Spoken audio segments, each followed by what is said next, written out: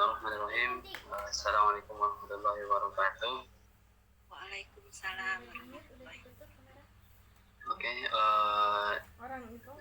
insyaallah pada kesempatan kali ini saya mewakili teman-teman dari kelompok 3 untuk presentasi jurnal tentang materi yang disampaikan Wismi tadi pagi.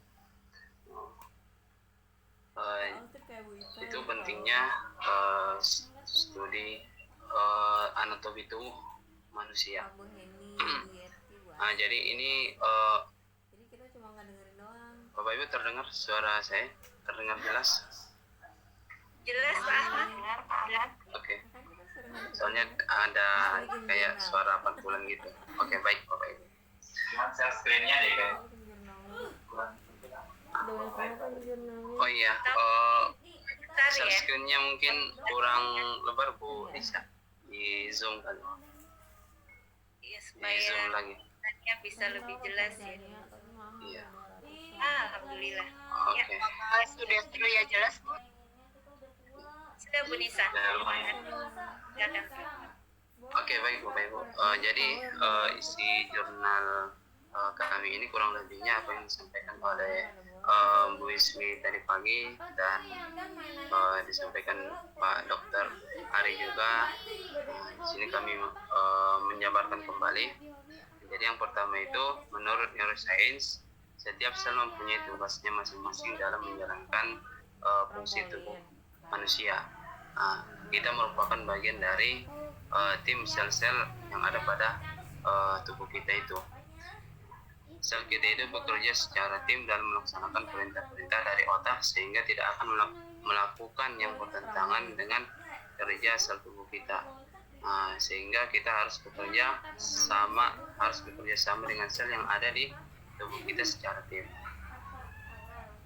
Terus tadi disampaikan juga kalau misalkan sel tubuh kita itu bertentangan dengan yang sudah ditetapkan, maka kemungkinan akan membuat tubuh kita sakit. Terus semua tubuh memiliki sistem kerja yang spesifik. Jadi kita perlu mempelajari anatomi dan fisiologi karena struktur tubuh manusia itu sangat berhubungan dengan fungsinya, seperti sistem kulit bentuknya seperti itu. Ilmu anatomi dan fisiologi adalah sebuah dasar untuk kita mengerti tentang ilmu pengetahuan dasar-dasar kehidupan, untuk kita bisa membuat keputusan bagaimana kita harus menjalani hidup dan menggunakan tubuh kita ini. Hal ini seperti yang terdapat dalam Quran surah Ad-Dariyat ayat 21. Wa fi anfusikum afala tubsirun. Dan juga pada dirimu sendiri, maka apakah kamu tidak memperhatikannya?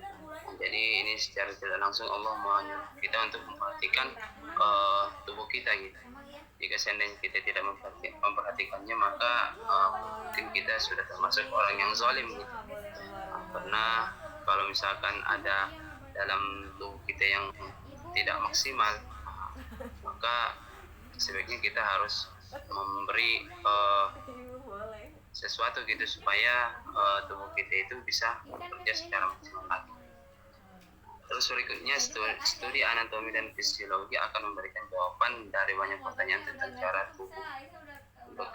tubuh manusia bekerja secara baik di saat sehat maupun sakit. Jadi dengan mempelajari anatomi dan fisiologi ini, kita akan mengetahui cara kerja yang baik pada tubuh kita itu, baik ketika sehat maupun sakit. Terus berikutnya, prinsip-prinsip sel tubuh manusia dan hewan pada dasarnya sama.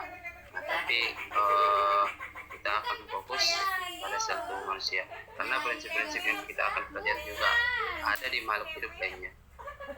Jadi kita membandingkan manusia dengan makhluk hidup lainnya, kita menemukan dua prinsip utama, yaitu struktur dan fungsional yang ada persamaannya antara kelompok vertebrata. Jadi kita lihat ya teman-teman ya, secara tidak langsung di dunia ini mungkin bisa dikelompokkan dalam 3 kelompok, pertama manusia, hewan dan tumbuhan gitu. Jadi kalau misalkan kita lihat manusia itu yang paling dekat dengan yang memiliki persamaan dengan kelompok vertebrata atau hewan gitu. Nah, ini tadi ada sedikit penjelasan tentang ini poin ini dari Pak Hari, bahwa kenapa di dalam tubuh kita itu banyak sel-sel gitu atau jaringan-jaringan gitu. Jadi awal itu terdiri dari pembentukan dari karbon, hidrogen, dan oksigen. Nah, kemudian yang berevolusi menjadi DNA atau RNA. Nah, jadi ini sama ya teman-teman ya, baik pada manusia ataupun hewan. Jadi sehingga setiap makhluk mempunyai DNA-nya masing-masing. Nah, kemudian DNA ini kemudian berevolusi lagi menjadi sel-sel khusus. Nah, jadi kalau misalkan manusia berevolusinya seperti yang ada pada diri kita sendiri. Nah, beda lagi dengan misalkan hewan lainnya, misalkan kayak sapi gitu atau monyet gitu.